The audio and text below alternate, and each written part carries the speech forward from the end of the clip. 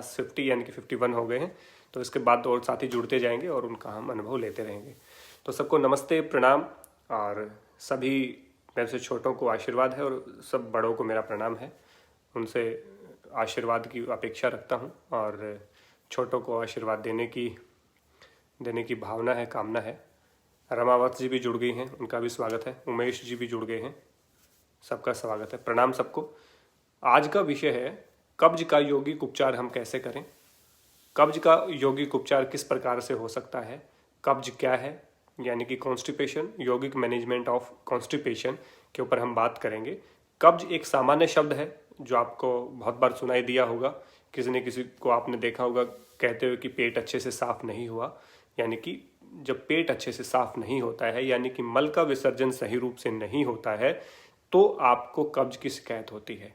बार बार आप जाते हैं फ्रेश होने के लिए, पोटी करने के लिए बार बार जाते हैं, मल त्याग करने के लिए बार बार आप जाते हैं, तो भी आपको कॉन्स्टिपेशन की शिकायत है। यदि आपका पेट अच्छे से साफ नहीं हो रहा, मल का पूरा विसर्जन नहीं हो रहा, तो भी आपको कॉन्स्टिपेशन है।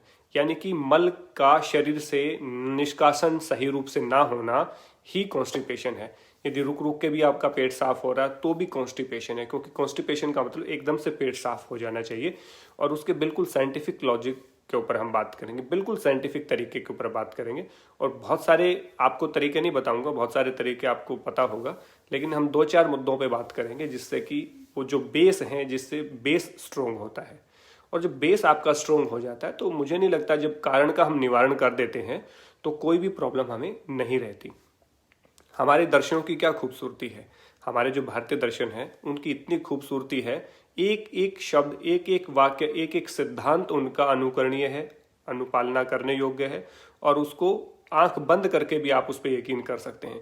जैसे सांख्य का एक सिद्धांत हम यहाँ पे लेंगे, सत्कार्यवाद का सिद्धांत। सत्कार्यवाद क्या है? कार्य कारण रूप में पहले से विद्यमान होता है, ये सत्कार्यवाद होता है। यानी कि जो कार्य हो रहा है वो पहले से विद्यमान था कारण रूप में, यानी कि सूक्ष्म रूप में वो कहीं ना कहीं विद्यमान था। मैं अभी लाइव आ रहा हूं, ये कारण रूप में पहले से मौजूद था। मेरे दिमाग में था कि मैं लाइव आऊंगा, इस प्रकार से हम करेंगे, कोई काम कर सकते हैं, फेसबुक से जुड़ सकते हैं क्योंकि लॉकडाउन का टाइम है। तो ये कारण पहले से मौजूद था, तो ये इंप्लीमेंट हो पाया, मैं आप लोगों से जुड़ पाया। जिस प्रकार इसको और अच्छे स्वरूप में समझना है, आप गन्ने को देखते हैं, गन्ने का रस सबने पिया होगा, गन्ना सबने देखा भी होगा। तो गन्ने में जो रस होता है, जब हम उसको कोलू में पीटते हैं या उसका रस निकालने के लिए उसको 2 पार्टों के बीच में डालते हैं जिससे उसका रस निकलता है, तो रस क्यों निकलता है? क्योंकि रस पहले से विद्यमान था, रस की उसमें पहले से विद्यमानता थी। रस यदि पहले से कारण रूप में था तो ही तो आपको पीने को मिल रहा है।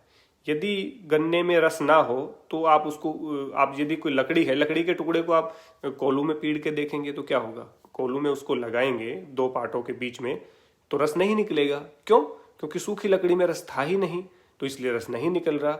गन्ने से रस इसलिए निकल रहा है क्योंकि गन्ने में पहले से रस था। ठीक इसी प्रकार तिल से तेल निकलता है, क्यों? क्योंकि तिल में तेल पहले से मौजूद है, कारण रूप में मौजूद है, तभी आपने उसको निकाल लिया। यदि पहले से कोई चीज मौजूद ना हो तो आप उसको कैसे निकालेंगे? तो यही सत्कार्यवाद का सिद्धांत है, यानी कि कोई चीज पहले कारण रूप में मौजूद होती है तभी वो होती है। तो हम बीमार क्यों होते हैं? क्योंकि कारण रूप में कीटाणु हमारे अंदर मौजूद होता है। कोई भी बैक्टीरिया आपके अंदर है, बैक्टीरिया होगा तो आप बीमार हो जाएंगे। जैसे अब फिलहाल कोरोना वायरस चला हुआ है, तो कोरोना वायरस यदि होगा तो कोरोना वायरस आपको बीमार करेगा, आपको प्रभावित करेगा। लेकिन कोरोना वायरस का कारण क्या है? कोरोना वायरस तो बीमारी का कारण हुआ, लेकिन कोरोना वायरस का कारण क्या है, इस बात में हम जाएंगे तो सत्कार्यवाद का सिद्धांत आता है।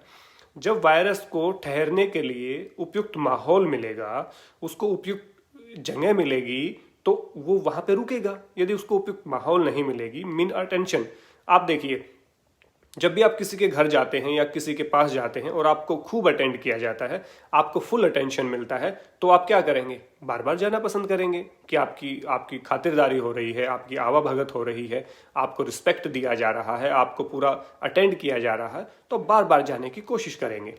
लेकिन जैसे ही आपको अनदेखा किया जाएगा किसी जगह पे, आपको रिसीव नहीं किया जाएगा, आपकी रिस्पेक्ट नहीं की जाएगी, आपको कोई मान सम्मान नहीं दिया जाएगा, आपको बैठने के लिए नहीं पूछा जाएगा, आपको चाय पानी के लिए नहीं पूछा जाएगा, तो क्या अगली बारी आप वहां जाएंगे?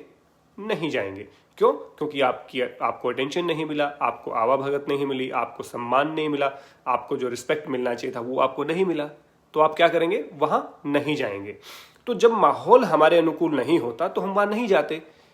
आपने देखा होगा किसी एक पार्टी की रैली है, कोई भी पॉलिटिकल पार्टी की, तो दूसरी पार्टी के उसमें लोग नहीं जाते क्योंकि उनके लिए उपयुक्त माहौल नहीं होता, क्योंकि वहां उनके खिलाफ बात की जाती है, तो वो लोग नहीं जाते।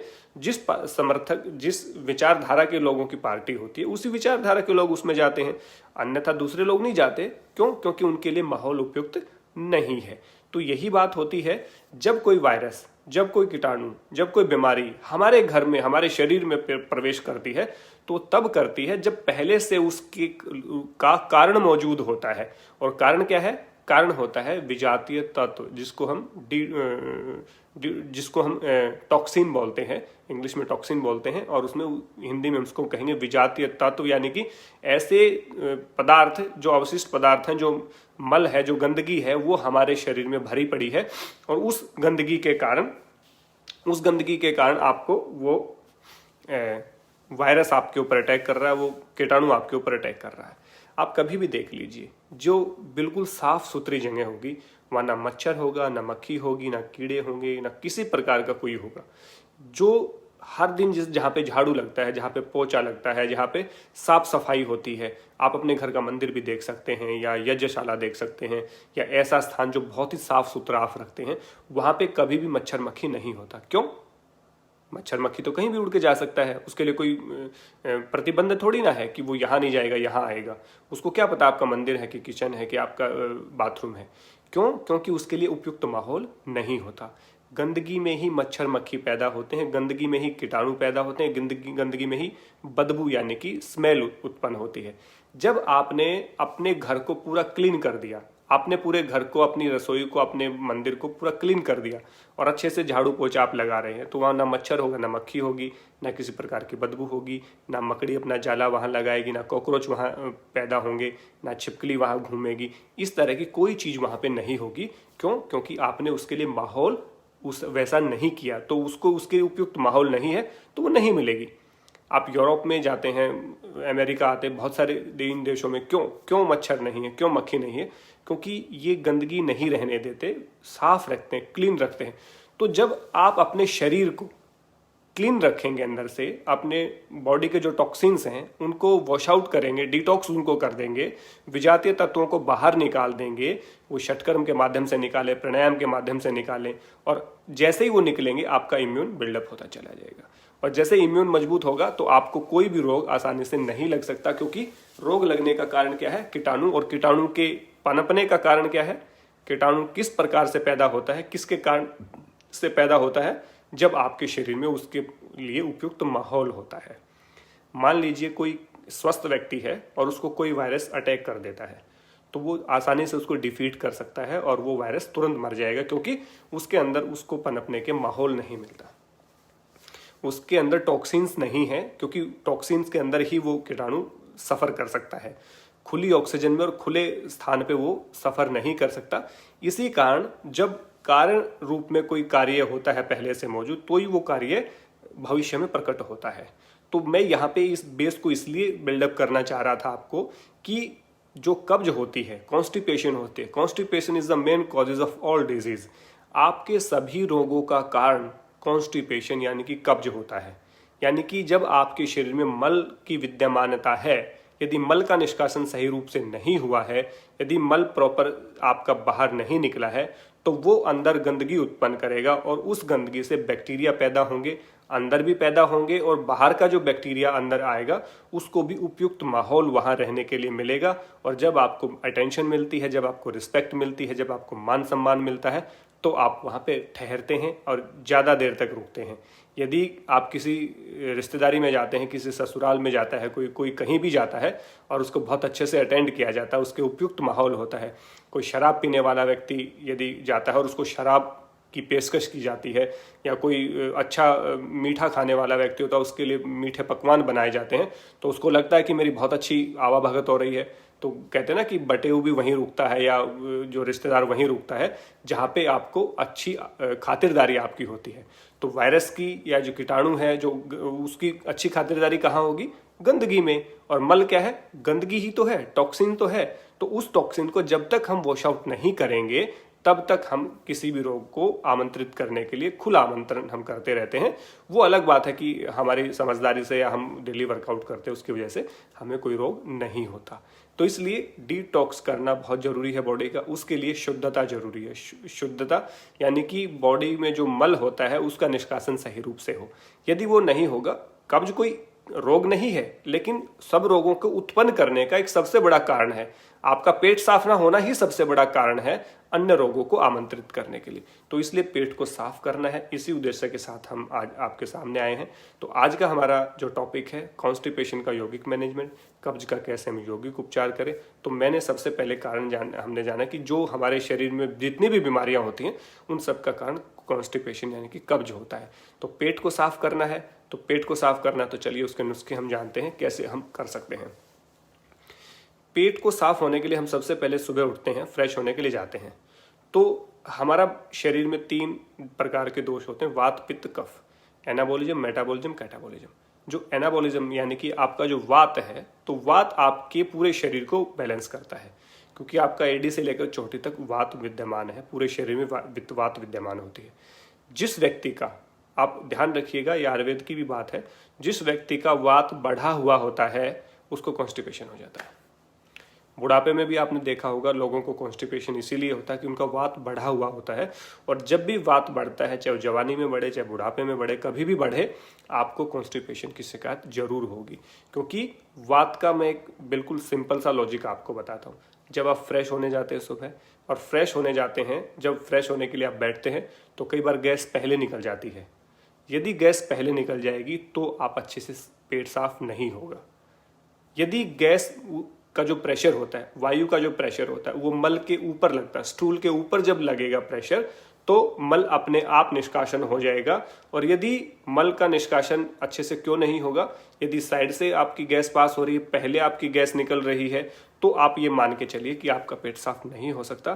क्योंकि मल का विसर्जन करने के लिए, मल के ऊपर दबाव बनाने के लिए जो नेचुरल जो गैस है, नेचुरल जो वात आपकी है, वो इतनी इम्बैलेंस हो रखी है कि पहले निकल रही है, बीच में निकल रही है, बाद में आ रही है, तो वो गैस आपको, आपके मल को साफ नहीं होने देगी। इसलिए आपका वात का बैलेंस रहना बहुत जरूरी है।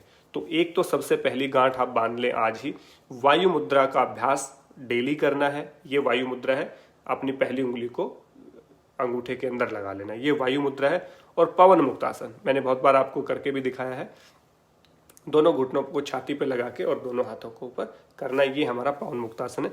इसका अभ्यास और वायु मुद्रा का तो आज से अभी से शुरू कर दीजिए। और कैसे करना है, एक और मैं आपको बहुत टेक्निक अच्छी बताता हूँ।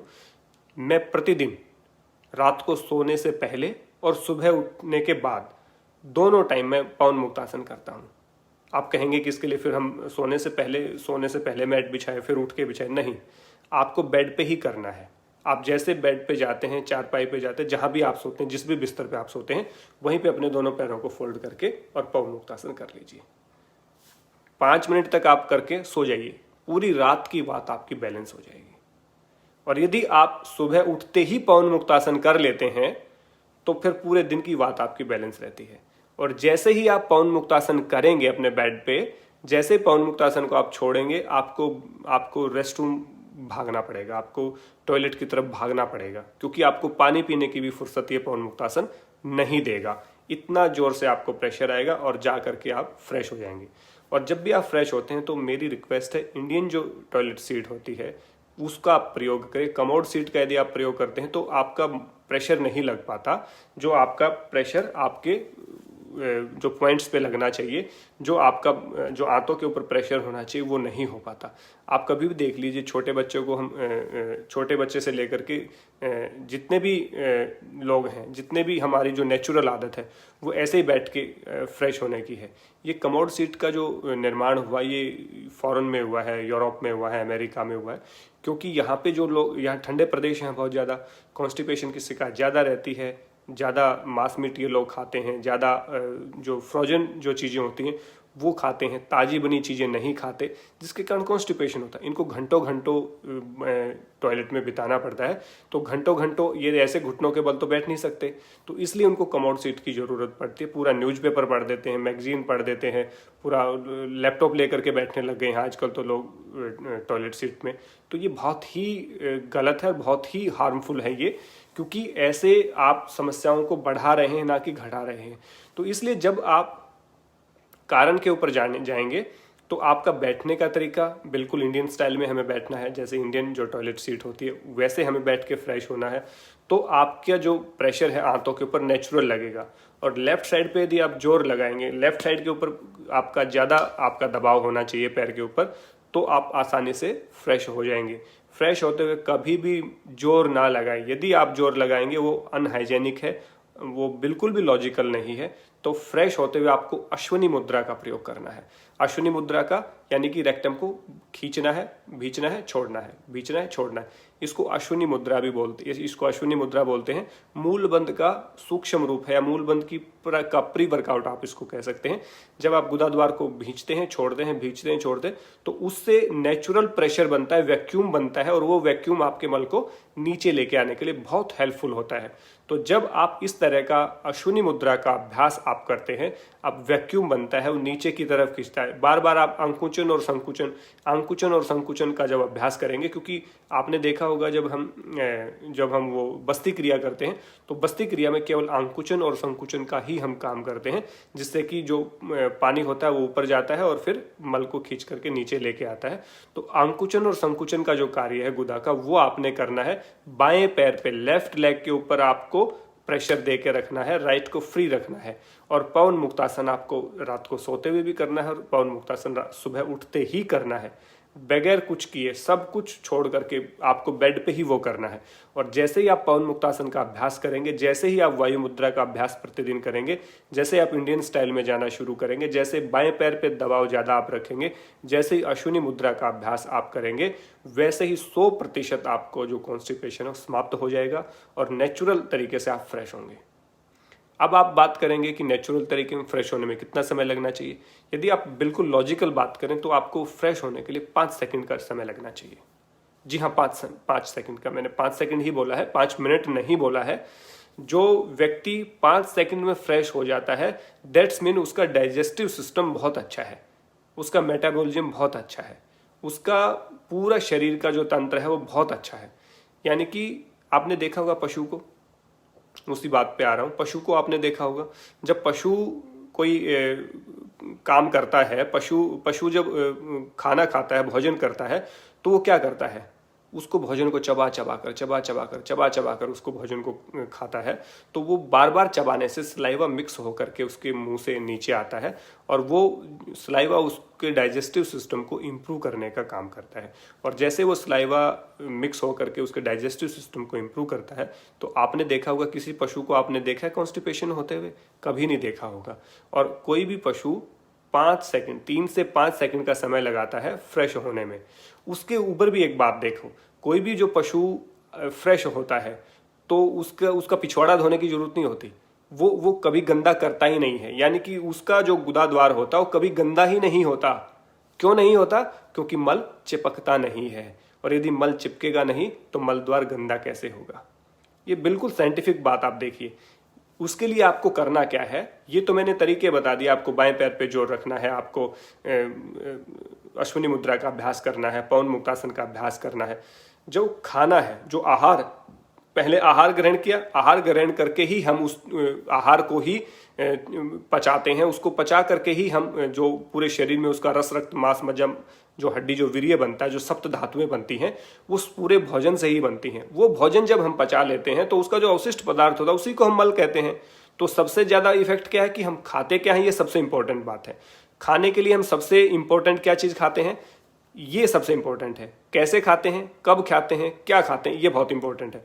तो 4 चीजों पे मैं मुख्य रूप से आपको बात कहूंगा। मैं कोई दवाइयां यहाँ नहीं बताऊंगा, कोई उपाय मैं नहीं बताऊंगा, केवल मैं कारण के निवारण की बात यहाँ पे करूंगा कि जैसे ही हम कारण को खत्म कर देंगे वैसे ही कार्य की समाप्ति हो जाएगी। यानी कि कब्ज एक कारण, कब्ज का जो रोग है उसको उसका निवारण करना है तो कब्ज के कारण को हम समाप्त कर देंगे तो अपने आप कब्ज समाप्त हो जाएगी, कार्य अपने आप समाप्त हो जाएगा। कब खाएं? जब भूख लगे तभी खाएं, उसके अलावा कभी ना खाएं। जब भूख लगता है पशु के सामने आप चारा डाल दीजिए, लेकिन जब तक पशु को भूख नहीं होगी वो नहीं खाएगा, चारा उसकी सामने पड़ा रहेगा। लेकिन जैसे उसको भूख लगती है वो चारा खाना शुरू कर देता है और खाता है। तो भूख लगने पे हम कहाँ खाते? 8 बज गए और ब्रेकफास्ट टाइम हो गया, 12 बज गए लंच टाइम हो गया, 8 बज गए डिनर टाइम हो गया।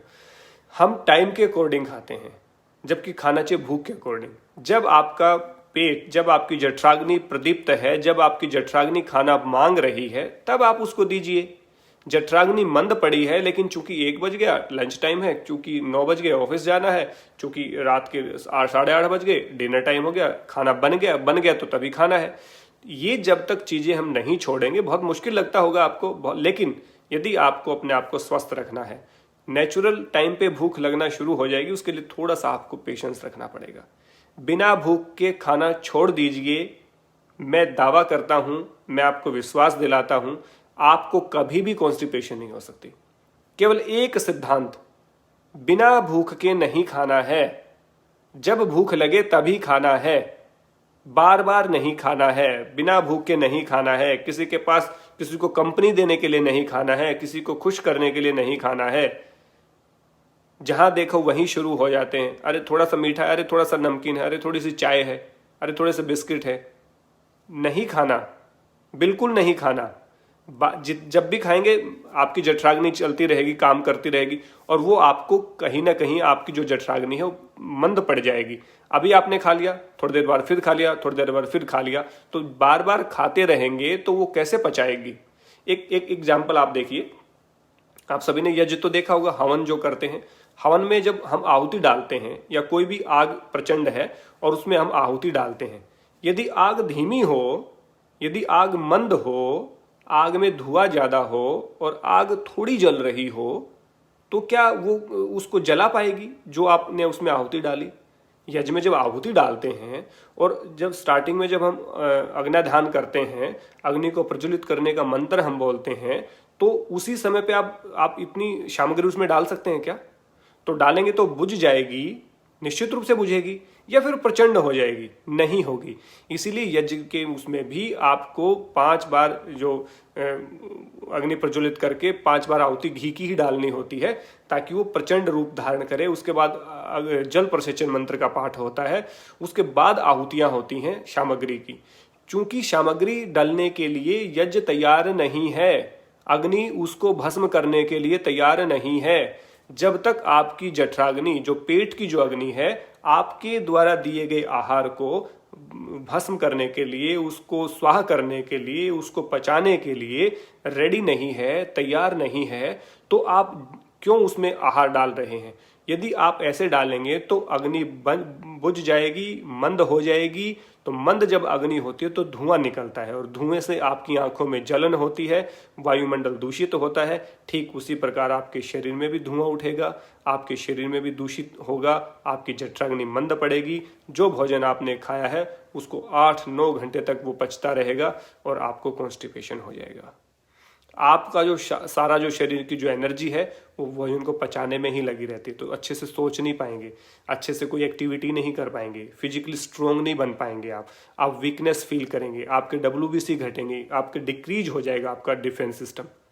तो यदि आपको देखना है कि अग्नि प्रज्वलित है, अग्नि प्रचंड है, अग्नि जितनी प्रचंड है उतनी आप सामग्री डालेंगे, उसके बाद घी डालेंगे, तो आपकी जो अग्नि है और भी ज्यादा जलेगी। और देखिए, यज्ञ का एक साइंटिफिक तरीका है, दूसरी आहुति तब डालते हैं जब पहले वाली आहुति समाप्त हो जाती है, उसको भस्म कर देते हैं। यदि ऐसे आप लगातार डालते रहेंगे तो अग्नि बुझ जाएगी, नहीं प्रचंड हो पाएगी।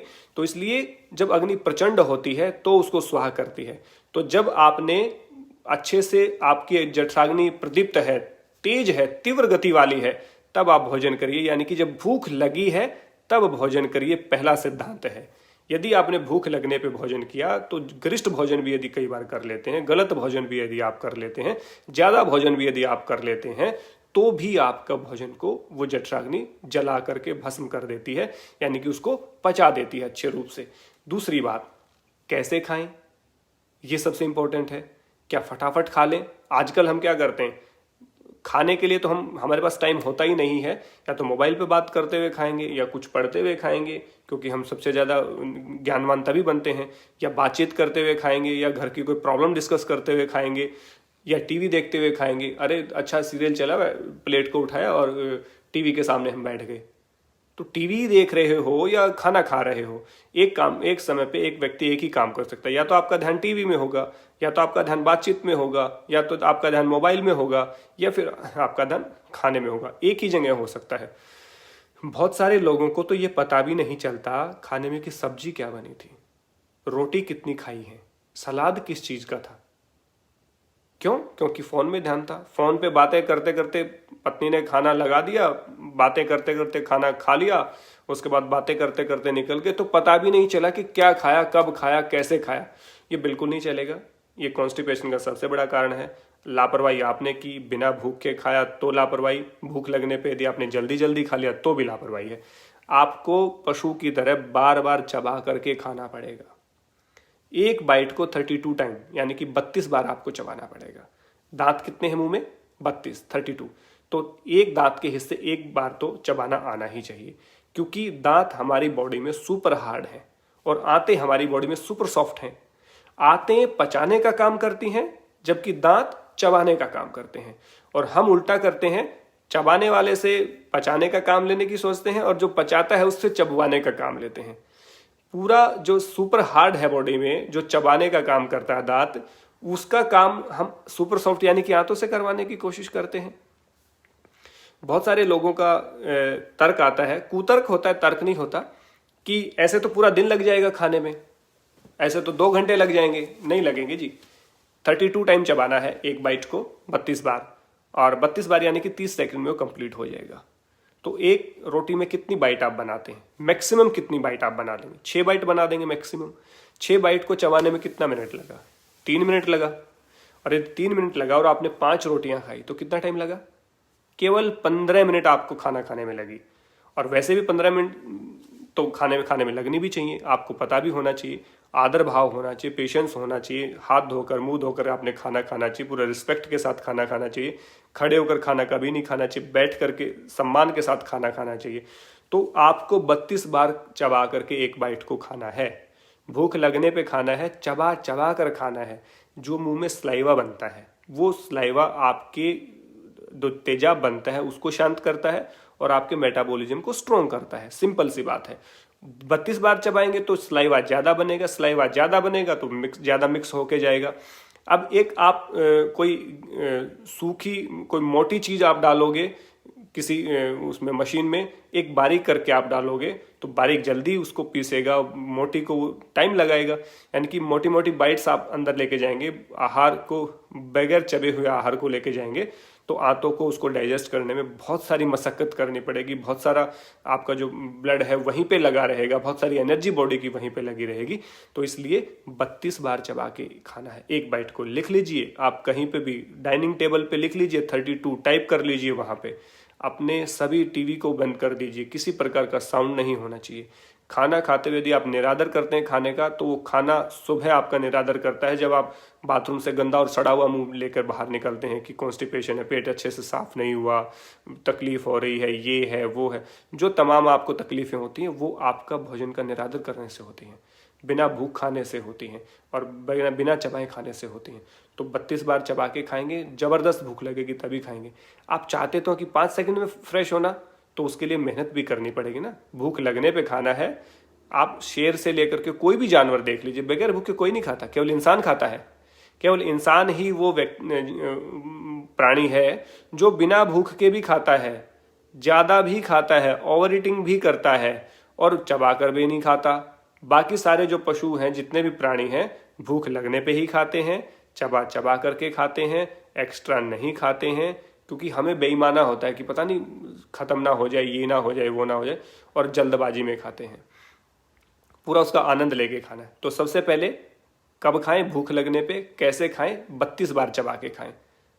उसके बाद क्या खाएं?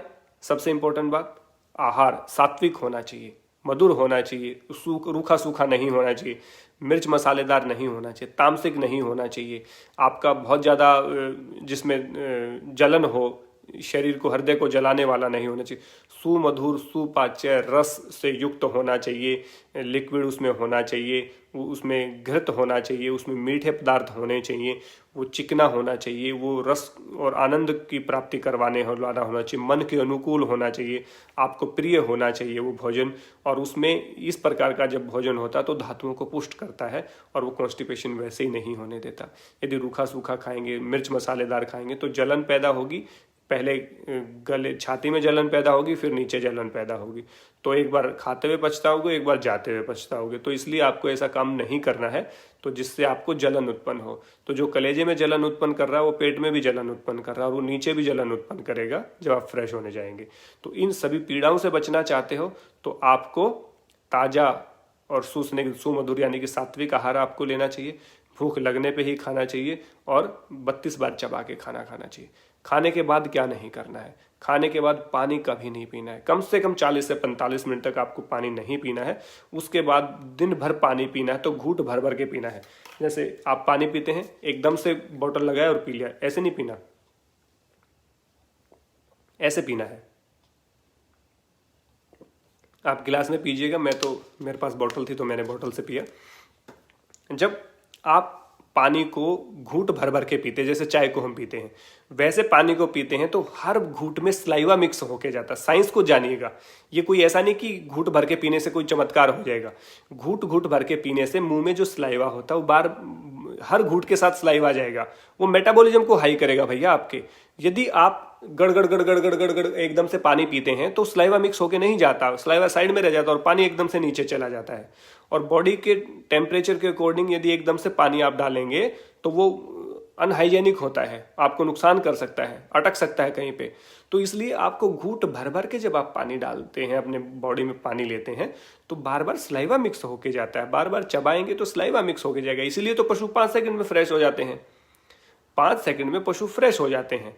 और मल यदि आंतों से नहीं चिपकेगा तो गुदाद्वार से भी नहीं चिपकेगा, यानी कि मल अंदर नहीं चिपकेगा और मल के ऊपर वायु का सही प्रेशर लगेगा तो मल तुरंत साफ हो जाएगा। तो आपका जो मल द्वार है वो भी आपका गंदा नहीं होगा। इसलिए हमेशा ध्यान रखिएगा क्या खाना है, कब खाना है, कैसे खाना है, ये सबसे इंपॉर्टेंट चीज़ है। बाकी आप सभी दवाइयों को भूल जाइए, सभी चूर्ण को भूल जाइए, या और मैं कोई मेडिसिन नहीं बता सकता। मैं कोई आयुर्वेदिक डॉक्टर नहीं हूँ, ना मैं कोई एलोपैथी डॉक्टर हूँ कि आपको कोई मेडिसिन बताऊंगा। मैं केवल यौगिक उपचार की बात कर रहा हूँ। नियमित रूप से प्राणायाम अभ्यास करें, नियमित रूप से आसनों का अभ्यास करें, नियमित रूप से सूर्य नमस्कार का अभ्यास करें, नियमित रूप से अपने आप को संयमित रखें, नियमित रूप से भोजन का आदर करके खाएं, भूख लगने पे खाएं, चबा चबा करके खाएं, खाने के बाद पानी ना पिएं, सलाद खूब सारा होना चाहिए, ढेर सारा सलाद आपके खाने में होना चाहिए। मैं कह रहा हूँ कि 60% आपका जो कच्चा आहार होना चाहिए। कच्चा आहार इन द सेंस कोई सलाद है, आपका टमाटर है, खीरा है, ककड़ी है, पालक है, जिस प्रकार से जिस मौसम में जो भी सलाद आपका उपलब्ध है, सीजनल आपको वो खाना चाहिए। और जो व्यक्ति मोटे हैं उनको सलाद पहले खाना चाहिए, रोटी बाद में खानी चाहिए। और जो व्यक्ति संतुलित हैं उनको साथ के साथ खा सकते हैं। और जो व्यक्ति पतले महसूस करते हैं अपने आप को, उनको सलाद को बाद में उनको खाना चाहिए। इस प्रकार का वो कर सकते हैं। तो ये आपकी कॉन्स्टिपेशन को खत्म करने के उपाय मैंने बताए। पवन मुक्तासन द बेस्ट है, पवन मुक्तासन करना ही पड़ेगा। योगाभ्यास के समय तो करेंगे ही करेंगे, लेकिन रात को सोने से पहले और सुबह उठने के तुरंत बाद सबसे पहला आपकी नाइट होनी चाहिए पवन मुक्तासन के साथ और आपकी मॉर्निंग होनी चाहिए पवन मुक्तासन के साथ। यदि आपने इस चीज़ को फॉलो कर लिया, गांठ आपने बांध लिया इसको और 32 बार चबा के खाना शुरू कर दिया और भूख लगने पे खाना शुरू कर दिया, मैं इतना दावा करता हूं, हालांकि संभव नहीं है लेकिन अतिशोक्ति अलंकार प्रयोग करता हूं कि आपके पड़ोसियों को भी कॉन्स्टिपेशन नहीं हो सकता। अब आप कहेंगे कि आपने तो ऐसी बात कह दी कि ये तो संभव नहीं है। बिल्कुल संभव नहीं है, लेकिन पड़ोसियों को भी कॉन्स्टिपेशन इसलिए नहीं होगा क्योंकि पड़ोसी आपसे सीखेंगे। जब आप सुबह फ्रेश होके निकलेंगे जब टॉयलेट से और आपके चेहरे पे स्माइल होगी कि अरे अच्छे से फ्रेश हुआ हूँ मैं, तो वो खुशी जाहिर होगी, वो लोग पूछेंगे, लोगों को समस्या होगी, आप बताएंगे कि मैं ऐसे ऐसे फॉलो करता हूं, तो वो भी ऐसे ऐसे फॉलो करेगा। तो बताइए कैसे रहेगा पड़ोसियों को भी कॉन्स्टिपेशन? नहीं रहेगा। तो इसलिए मैं दावा करता हूं जो इन दावों को मानेगा, जो इन नियमों को मानेगा, उनके पड़ोसियों को भी कॉन्स्टिपेशन नहीं रहता कभी। तो आप चाहते हैं कि अपने पड़ोसियों को भी कॉन्स्टिपेशन ना रहे, तो सबसे पहले आपको अपने कॉन्स्टिपेशन को खत्म करना पड़ेगा, अपने सिस्टम को जानना पड़ेगा, अपने मेटाबॉलिज्म को जानना पड़ेगा, अपने आहार के साइंस को आपने जानना पड़ेगा। पशु से सीख लो, इंसानों से नहीं सीख सकते, इंसान बहुत ज़्यादा चालाक और चतुर हो गए हैं, तो इतना भी चतुर मत बनो। कुछ तो हमें प्रकृति की और अपने से नीचे वाले लोगों को भी देखना चाहिए कि वो इस तरह से उनमें परेशानी क्यों नहीं होती। तो इसलिए इस व्याख्यान के माध्यम से मैं केवल यही बताना चाह रहा था कि आपका बॉडी का साइंस क्या है, जठराग्नि प्रदीप्त है तो ही आपको आहार करना चाहिए। इस तरह की बातें मैंने की। इसके विषय में जो भी आपके सवाल हैं आप जरूर पूछिएगा, अपने अपने अनुभव जरूर बताइएगा, कॉन्स्टिपेशन को लेकर के आपके क्या अनुभव रहे, आपका सुझाव क्या है ये भी मुझे बताइएगा, और आपकी प्रतिक्रिया क्या है इस व्याख्यान पे, आपकी मेरी बात पे क्या प्रतिक्रिया, ये भी आप मुझे अपने कमेंट के साथ बताने का प्रयास करें। और आपके पास कोई नुस्खा है, कोई आपके पास कोई बात है, तो आप तथ्यों के साथ जो बात हो वो साझा करने का एक ग्रुप में एक साथ प्रयास करेंगे। तो इसी के साथ आज का व्याख्यान कंप्लीट हुआ। कब्ज का यौगिक उपचार कैसे करें, आसन तो करने ही है, मैंने पर्टिकुलर कोई आसन नहीं बताई थी, कोई पूछेगा तो मैं बता दूंगा। लेकिन आपको इसलिए ही कॉन्स्टिपेशन होता है, खाना बेमेल खाते हैं, बे टाइम खाते हैं, बिना भूखे खाते, बिना चबाए खाते हैं, खाने के बाद पानी पी लेते हैं, ध्यान देकर नहीं खाते, यही कारण होते हैं। और आप कमोड सीट यूज करते हैं तो भी कॉन्स्टिपेशन उसका एक कारण है। मैंने सभी उन पहलुओं पे चर्चा की जो बहुत बारीक हैं, बहुत आसान है, जिनको फॉलो किया जा सकता है। तो अब सब लोगों के मैं सुझाव, प्रतिक्रियाएं, क्वेश्चन सब आमंत्रित करता हूं। आप सबका धन्यवाद इतनी सारी संख्या में जुड़ने के लिए। अब आप कमेंट करके मुझसे पूछ सकते हैं, मैं उसके आंसर दूंगा।